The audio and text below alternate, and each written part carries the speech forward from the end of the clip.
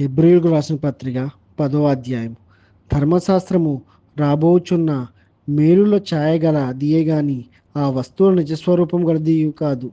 గనుక ఆ యాజకులు ఏటేటా ఎడతెగకుండా అర్పించు ఒక్కటే విధమైన బలులు వాటిని తెచ్చువారికి ఎన్నడూనూ సంపూర్ణ సిద్ధి కలుగుజేయనేరవు.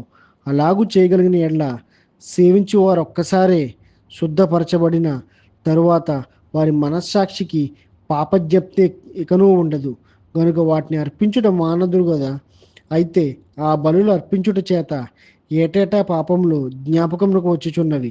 ఏలయనగా ఎడ్ల యొక్కయు మేకల యొక్కయు రక్తము పాపము తీసివేయుట అసాధ్యము. కాబట్టి ఆయన ఈ లోకమందు ప్రవేశించినప్పుడు ఇలాగు చెప్పుచున్నాడు, బలియు అర్పణయు నీవు కోరలేదు గాని నాకు ఒక శరీరం అమర్చితివి.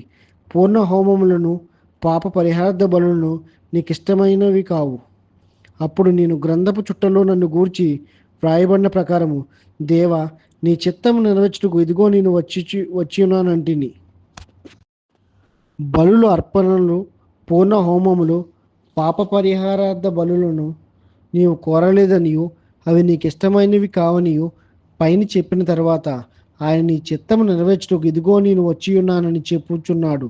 ఇవన్నీ ధర్మశాస్త్రము చొప్పున అర్పింపబడుచున్నవి. ఆ రెండవ దాన్ని స్థిరపరచుటకు మొదటి దానిని కొట్టివేయుచున్నాడు.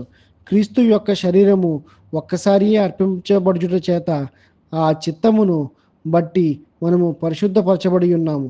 మరియు ప్రతి యాజకుడు దినదినము సేవ చేయుచు పాపములను ఎన్నటికి తీసివేయలేని ఆ బలులనే మాటి మాటికి అర్పించుచూ ఉండను. ఈయన అయితే పాపముల నిమిత్తమై సదాకాలము నిలిచి ఒక బలిని అర్పించి అప్పటి నుండి తన శత్రువులు తన పాదములకు పాదిపీఠంగా చేయబడట వరకు కనిపెట్టుచు దేవుని కుడి పార్శ్వమున ఆసీనుడు ఆయన. ఒక్క అర్పణ చేత ఈయన పరిశుద్ధపరచబడు వారిని సదాకాలమునకు సంపూర్ణులుగా చేసి ఉన్నాడు. ఈ విషయమై పరిశుద్ధాత్మ కూడా మనకు సాక్ష్యం ఇచ్చుచున్నాడు. ఎలాగనగా ఆ దినములైన తర్వాత నేను వారితో చేయబోవు నిబంధన ఇదే, నా ధర్మవిధులను వారి హృదయమునందుంచి వారి మనస్సు మీద వాటిని వ్రాయుదును అని చెప్పిన తర్వాత వారి పాపములను వారి అక్రమములను ఇక ఎన్నటికీ జ్ఞాపకం చేసుకొనను అని ప్రభు చెప్పుచున్నాడు. వీటి క్షమాపణ ఎక్కడ కలుగునో అక్కడ పాప పరిహారార్థ బలి ఇకను ఎన్నడూ ఉండదు. సహోదరులారా, యేసు మన కొరకు ప్రతిష్ఠించిన మార్గమున అనగా నూతనమైనదియు జీవము గలదియు ఆయన శరీరము అను తెర ద్వారా ఏర్పరచబడినదియునైన మార్గమున ఆయన రక్తం వలన పరిశుద్ధ స్థలమునందు ప్రవేశించుటకు మనకు ధైర్యం కలిగి ఉన్నది. గనుకను దేవుని ఇంటిపైన మనకు గొప్ప యాజకుడు ఉన్నాడు. గనుకను మనస్సాక్షికి కల్మషము తోచకుండానట్లు ప్రోక్షింపబడిన హృదయములను గలవారమును నిర్మలమైన ఉదకముతో స్నానము చేసిన శరీరములు గలవారమునై ఉండి విశ్వాస విషయములో సంపూర్ణ నిశ్చయత కలిగి యథార్థమైన హృదయముతో మనము దేవుని సన్నిధానముకు చేరుదము. వాగ్దానము చేసినవాడు నమ్మదగినవాడు గనుక మన నిరీక్షణ విషయమై మనము మెప్పుకొనిన కొలది నిశ్చలముగా పట్టుకుందము. కొందరు మానుకొనుచున్నట్టుగా సమాజముగా కూడుట మానక ఒకరినొకడు హెచ్చరించుచు ఆ దినమును సమీపించుట మీరు చూచిన కొలది మరీ ఎక్కువగా అలాగు చేయొచ్చు ప్రేమ చూపుటకు సత్కార్యములు చేయుటకును ఒకరినొకడు పురుకొల్పాలని ఆలోచింతము. మనము సత్యమును గూర్చి అనుభవ జ్ఞానం పొందిన తర్వాత బుద్ధిపూర్వకముగా పాపం చేసిన ఎడ్ల పాపములకు బలి ఇక ఉండదు గాని న్యాయపు తీర్పునకు భయముతో ఎదురు చూచుటయు విరోధులను దహింపబోవు తీక్షణమైన అగ్నియు ఇకను ఉండను. ఎవడైనా మోషే ధర్మశాస్త్రము నిరాకరించిన ఎడ్ల 2-3 సాక్షుల మాట మీద కనికరింపకుండా వారిని చంపించుదురు.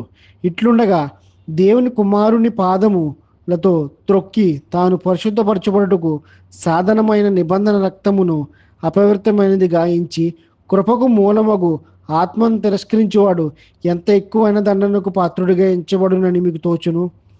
పగ తీర్చుట నా పని, నేనే ప్రతిఫలమిత్తుననియు మరియు ప్రభు తన ప్రజలకు తీర్పు తీర్చును అనియు చెప్పిన వారిని ఎరుగుదుము కదా. జీవగల దేవుని చేతిలో పడుట భయంకరము. అయితే మీరు వెలిగింపబడిన మీదట శ్రమలతో కూడిన గొప్ప పోరాటం సహించిన పూర్వదినములు జ్ఞాపకం తెచ్చుకోండి. ఒక విధముగా చూచితే మీరు నిబంధనలను బాధలను అనుభవించుట చేత 10 మందిలో ఆరాటపడితిరి. మరి ఒక విధానముగా చూచితే వాటిని అనుభవించిన వారితో పాలివారలైతిరి. ఎలాగనగా మీరు ఖైదులో ఉన్న వారిని కరుణించి మీకు మరి శ్రేష్టమైనదియు స్థిరమైనదియునైన స్వాస్థ్యం ఉన్నదని ఎరిగి మీ ఆస్తి కోల్పోవుటకు సంతోషముగా ఒప్పుకొంటిరి. కాబట్టి మీ ధైర్యం విడిచిపెట్టకుడి, దాని ప్రతిఫలముగా గొప్ప బహుమానము కలుగును. మీరు దేవుని చిత్తము నెరవేర్పిన వారై వాగ్దానం పొందు నిమిత్తము మీకు వారమే అవసరమై ఉన్నది. ఇక కాలం బహు కొంచెముగా ఉన్నది. వచ్చుచున్నవాడు ఆలస్యం చేయకవచ్చును. నా ఎదుట నీతిమంతుడైన వాడు విశ్వాసం మూలంగా జీవించును గాని అతడు వెనక్కు తీసిన ఎడల అతని యందు నా ఆత్మకు సంతోషం ఉండదు. అయితే మనము నశించుటకు వెనుక తీయు వారము కాము, గాని ఆత్మను రక్షించుకున్నట్టుకు విశ్వాసం కలిగిన వారమై ఉన్నాము. ఈ వాక్య భాగం దేవుడు దీవించి ఆశీర్వదించును గాక. ఆమెన్. ప్రైజ్ రోడ్ అందరికి మాస్టర్ వాయిస్ ద్వారా డైలీ వాక్యాలు వింటున్నారు కదా, వినండి, మరికొంతమందికి వినిపించండి. Please like, share, subscribe. Jesus loves you all. Amen.